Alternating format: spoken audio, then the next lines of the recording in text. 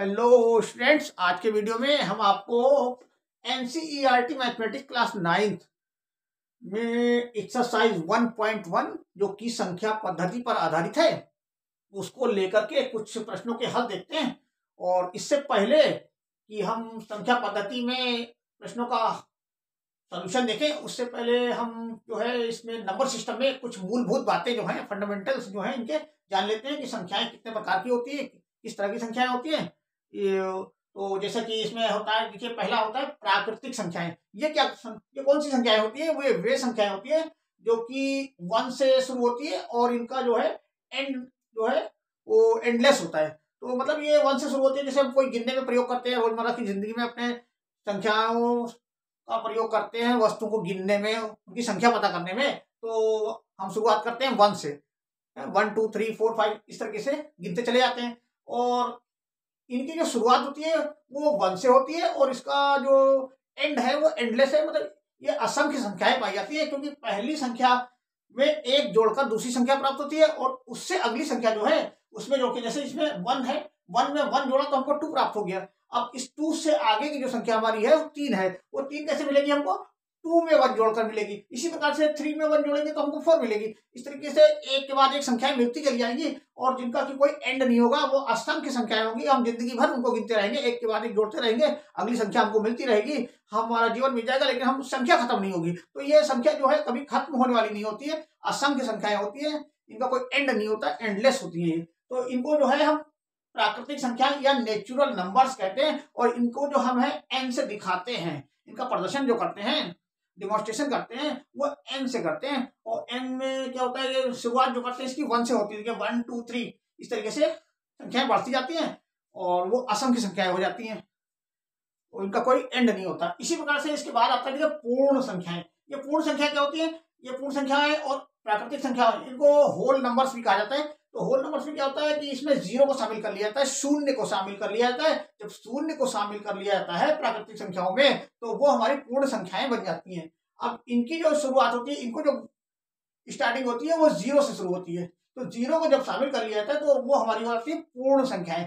अच्छा, ये भी क्या है, एक के बाद एक जोड़कर आगे मिलती आती है। जैसे 0 में 1 जोड़ेंगे तो 1 ही आएगा, तो पहली संख्या हमको 1, दूसरी संख्या हमको 1 मिलेगी, पहली संख्या हमारी 0 हो गई। इसी तरीके से अगली संख्या 1 में 1 ऐड करेंगे तो 2, 2 में 1 ऐड करेंगे 3, इस तरीके से मिलती चली जाएंगी। और ये भी जो संख्या होती है असंख्य संख्याएं होती है, एंडलेस होती है, इनका कोई मतलब अंत नहीं होता इन संख्याओं का। वो एक के बाद एक संख्याएं जोड़कर हमको मिलती चली जाती है। तो ये हो गया हमारा प्राकृतिक संख्याएं और ये होल नंबर्स हो गए। होल नंबर्स को हम W से दिखाते हैं और इनकी जो शुरुआत होती है वो 0 से होती है, 0 1 2 3 इस तरीके से ये एंडलेस संख्याएं हमको इसमें भी प्राप्त होती हैं। और इसके बाद आता है देखिए पूर्णांक। ये क्या होते हैं? पूर्णांक। ये पूर्णांक भी देखिए प्राकृतिक संख्या का पूर्ण संख्या को शामिल किया हुआ होता है इसमें भी। और इसमें एक चीज और होती है कि इसमें जो है संख्याएं हमको ऋणात्मक तथा धनात्मक दोनों को हमको शामिल कर लेना होता है इसमें। ये ऋणात्मक पूर्णांक और धनात्मक पूर्णांक। 0 से जो छोटी संख्या होती है वो 0 से, इस पूर्ण संख्या में 0 से छोटी संख्याएं जो होती है वो हमको ऋणात्मक संख्या मिलती है, वो ऋणात्मक पूर्णांक कहलाते हैं। और या इनको इंटीगर्स भी कहा जाता है। तो माइनस के इंटीगर्स और प्लस के इंटीगर्स। तो 0 से जो छोटी संख्या होती है वो हमारी माइनस की होती है, ऋणात्मक संख्या होती है, ऋणात्मक पूर्णांक होते हैं या ऋणात्मक इंटीगर्स इनको कहा जाता है। और 0 के से ऊपर बड़ी संख्याएं जो होती है वो धनात्मक होती हैं, धनात्मक पूर्णांक हो जाते हैं हमारे। तो इस तरीके से इनको हमें जेड से दिखाना होता है, जेड। ये जेड बराबर हमारा हो जाता है 0 है, 0 से फिर इधर आएगा आपका माइनस का 1, इस तरीके से -1 -2 इस तरीके से। और इधर ये प्लस का 1 आ जाएगा आपका, प्लस का 2, तो इस तरीके से प्लस का 3, ये मिलती चली जाएंगी हमको यहाँ संख्याएं। तो ये भी संख्याएं जो है असंख्य है, माइनस में भी और प्लस में भी, इनका कोई एंड नहीं होता इनका। ये असंख्य एंडलेस संख्याएं हमको मिलती चली जाती है। तो इस तरीके से थोड़ा सा ये हमको इसका बैकग्राउंड जानना था संख्याओं के बारे में। और इसके बाद एक और होता है, देखिए चौथा नंबर है इसका जो कि इसमें जिक्र किया गया है, परिमेय संख्या। देखिए परिमेय संख्या ये क्या होती है, देखिए इसको भी जान लेते हैं। परिमेय संख्या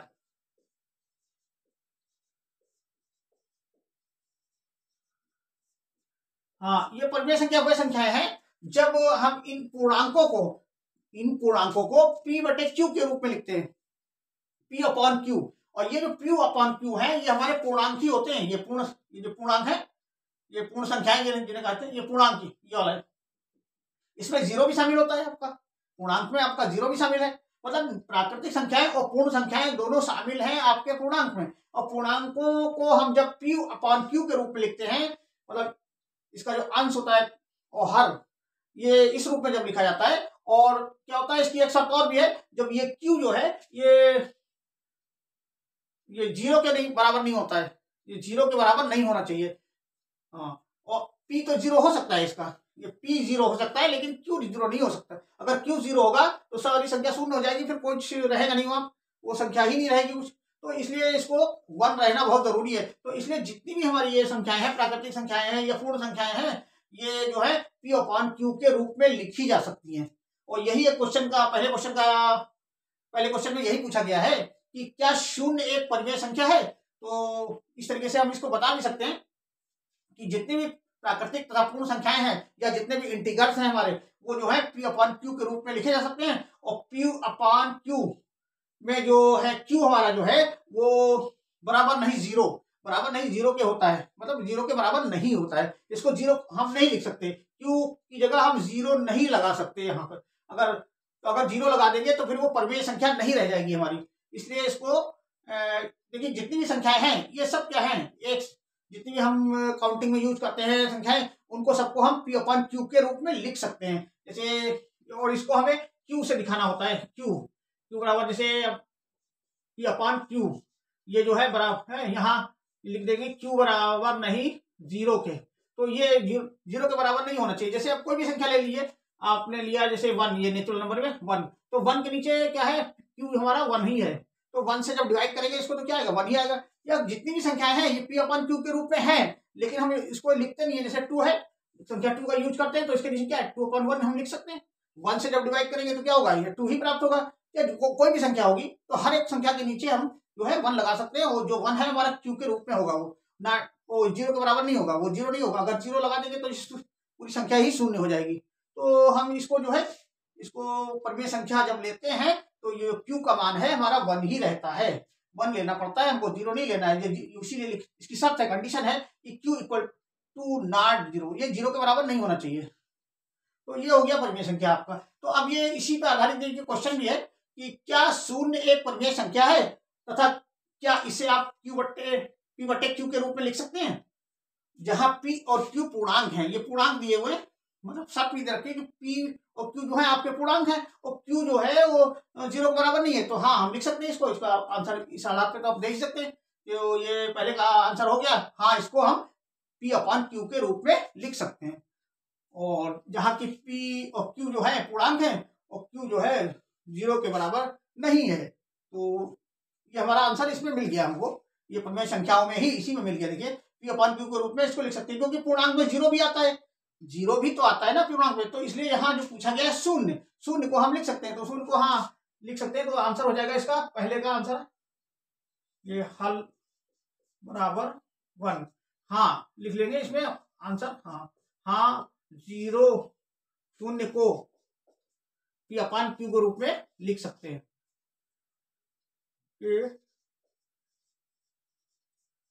रूप में तो p अपॉन q में p हमारा क्या हो गया, यहाँ पे जीरो हो गया, p बराबर जीरो, और q बराबर क्या हो गया हमारा, q बराबर 1 है गया। तो यहाँ पे हम लिख सकते हैं इसको p अपॉन q बराबर हो गया हमारा 0/1। तो p अपॉन, ये परिमेय संख्या हो गई ना। अब परिमेय संख्या जब 1 आ गया तो ये परिमेय संख्या हो गया। अगर यहाँ 0/0 हो जाएगा तो फिर परिमेय संख्या नहीं रहेगी, तो फिर इसकी कंडीशन जो है इसे फॉलो नहीं करेगा इसको। तो इसलिए इसको यहाँ 1 होना बहुत जरूरी है।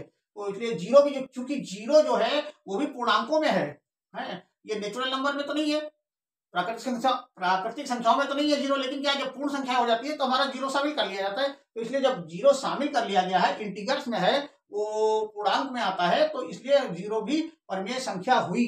इसलिए हम जीरो कह सकते हैं कि जीरो जो है एक परिमेय संख्या है। तो इसका आंसर हमको यहाँ मिल जाता है। अब चलिए इसका सेकंड वाले का देख लेते हैं। चलिए इसको सेकंड वाले का हल देखते हैं, इसको मिटा देते हैं।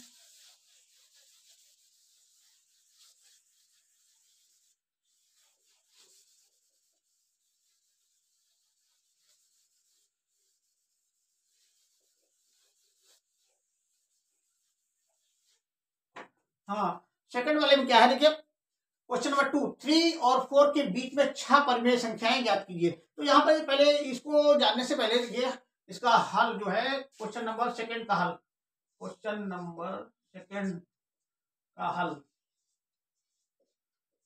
इसमें क्या होता है, इसमें हमें दो संख्याएं दे रखी है 3 और 4। तो सबसे पहले हम देखते हैं इसमें क्या होता है, बड़ी संख्या कौन सी है। तो बड़ी संख्या जो है हमारी 4 है और छोटी संख्या 3 है। तो बड़ी संख्या को आपने मान लिया y। तो इसमें क्या होता है, बड़ी संख्या पहले देखते हैं, इसमें 4 क्या है, ये बड़ी संख्या है, 4 बड़ा है हमारे 3 से, ये है। तो ये कंडीशन है, इसमें 4 जो है बड़ा है, तो बड़ी संख्या को हमने क्या माना हुआ है, y। तो हमारा ये हो गया y, बड़ी संख्या। अतः बड़ी संख्या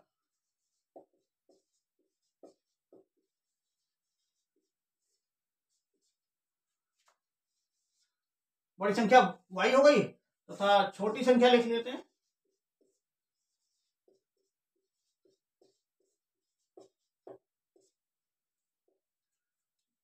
छोटी संख्या बराबर हमारी हो गई 3। तो इसका एक सूत्र है देखिए, संख्याओं को, बीच वाली संख्याओं को बताने का, इसमें एक फॉर्मूला है हमारा,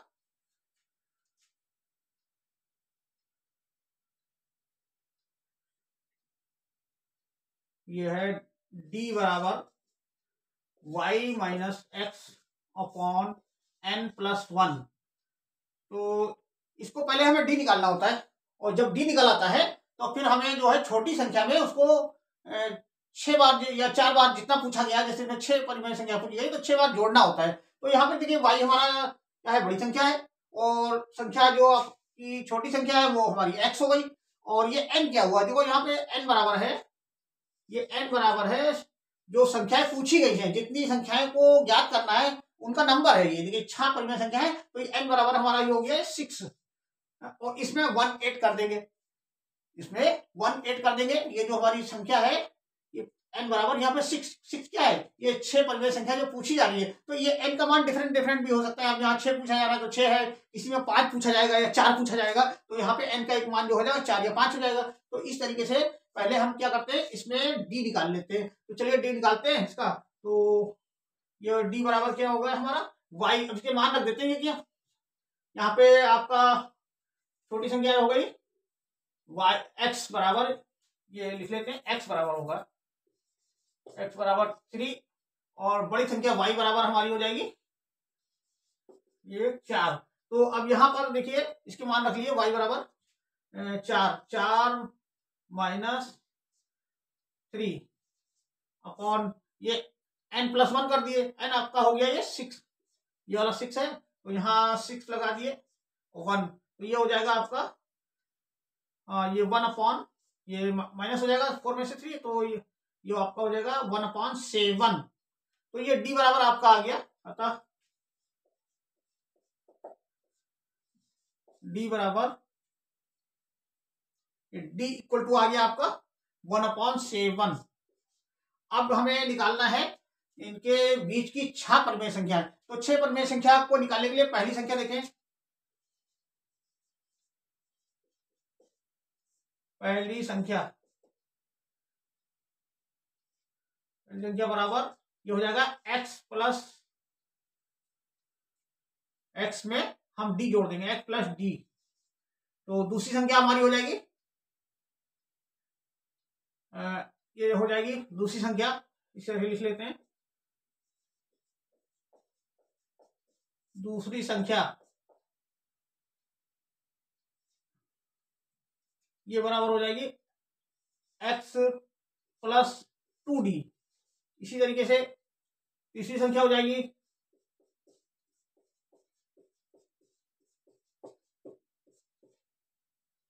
ये बराबर हो जाएगी x प्लस 3d, और इसी प्रकार से चौथी संख्या आपकी हो जाएगी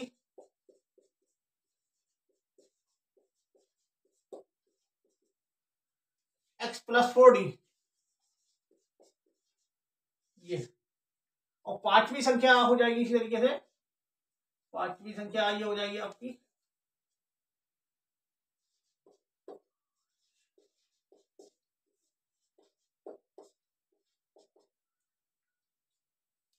ये हो जाएगा, यहां लिख लेते हैं। पांचवी संख्या हो जाएगी x प्लस 5d, और छठी संख्या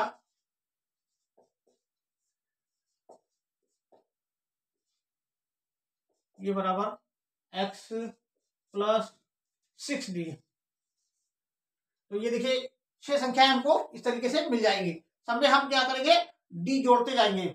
एक में पहली बार में d जोड़ेंगे, दूसरे में 2d जोड़ेंगे, तीसरी में 3d, चौथी में 4d, और पांचवी में 5d, छठवीं में 6d। इसका मतलब क्या हुआ, इसमें 2 से मल्टीप्लाइकेशन हो जाएगा d में, इसको 2 से गुणा कर देंगे, और यहाँ पे d को 3 से गुणा कर देंगे, यहाँ 4 से, और यहाँ 5 से, और यहाँ 6 से। तो इस तरीके से हमको 6 परमेय संख्याएं जो है इनके बीच की प्राप्त हो जाएगी। 1 2 3 4 5 6, ये 6 जो है नंबर्स हमको इनके बीच की संख्याएं प्राप्त हो जाएंगी। तो अब इनको चलिए निकालते हैं एक एक करके।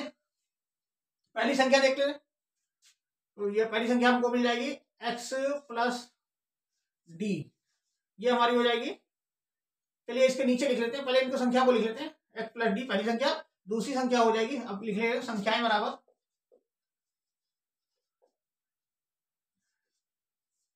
संख्याएं, बीच की संख्याएं हैं ये। तो ये पहली संख्या हो गई। अब दूसरी संख्या हो गई हमारी x प्लस 2d, यहाँ तीसरी संख्या हो जाएगी x प्लस 3d, चौथी x प्लस 4d, पांचवी हो जाएगी x प्लस 5d, और छठवीं हो जाएगी x प्लस 6d। तो अब यहां देखिए क्या करते हैं, x में d जोड़ते हैं। तो हमारा x कहाँ है, ये देखिए x जो है 3 है, तो यहाँ इसी के नीचे जोड़ते चलते हैं। x में 3, इसके नीचे रख दिए 3, और इसमें d जोड़ दिया। d हमारा कितना है, ये 1/7, तो 1/7 यहाँ आ गया। और इसी तरीके से सब में लिख लेते हैं। x प्लस 2d है, तो ये इसको लिख लेते हैं इस रूप में। x हमारा 3 ही रहेगा, और ये 2 × d हो जाएगा, ये 1/7 हो जाएगा। देखिए इस तरीके से, क्योंकि ये बीच में जो कोई चिन्ह नहीं होता है तो गुणा माना जाता है, इसमें जो है मल्टीप्लिकेशन हो रहा है। इसी तरीके से यहाँ पे इस x में 3, x का नंबर लिखेंगे यहाँ पे 3, और ये हो जाएगा 3 × 1/7। तो d का जो मान है सब जगह एक ही रहेगा, 1/7 1/7 1/7 सब में रहेगा। और यहाँ इसका जो मल्टीप्लिकेशन का नंबर जो है वो बदलता जाएगा, या 3 हो गया, 4 हो गया, 5 हो गया, 6 हो गया, इस तरीके से नंबर बदलता जाएगा। उसको हम मल्टीप्लिकेशन, इसका जो है सरलीकरण, जैसे इसका सिंप्लीफिकेशन कर लेंगे। तो चलिए आगे इसमें बढ़ाते हुए इसको आगे लिखते हैं। ये हो गई पहली संख्या, दूसरी संख्या, तीसरी संख्या। अब चौथी में भी यही रहेगा, 3 + 4 × 1/7, और पांचवी में हो रहेगा 3 × 5, 3 प्लस रहेगा, 3 + 5/7। अब इसमें मल्टीप्लाइकेशन होगा, ये मल्टीप्लाइकेशन लगाइए चाहे ना लगाइए, माना जाएगा 1/7।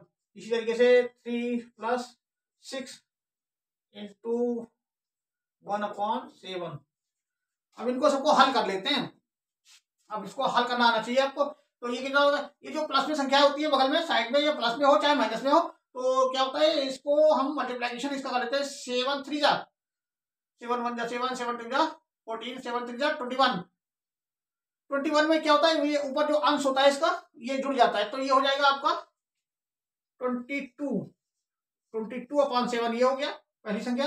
दूसरी संख्या आपकी हो गई, देखिए क्या हो जाएगा, ये हो जाएगा आपका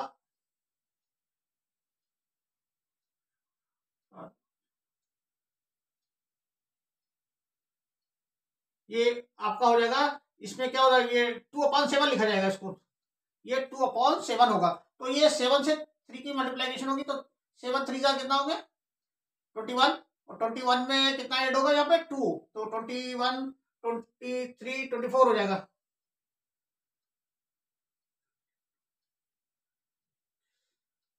ये हाँ 23 होगा।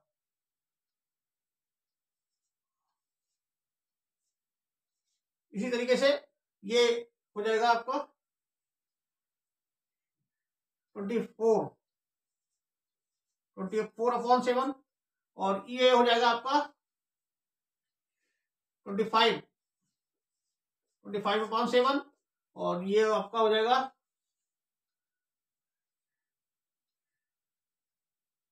26, 7 3 21 और 5 8 हो जाएगा इसमें, तो ये आएगा आपका 26 हो जाएगा, 26/7 और ये आपका हो जाएगा यहाँ 27/7।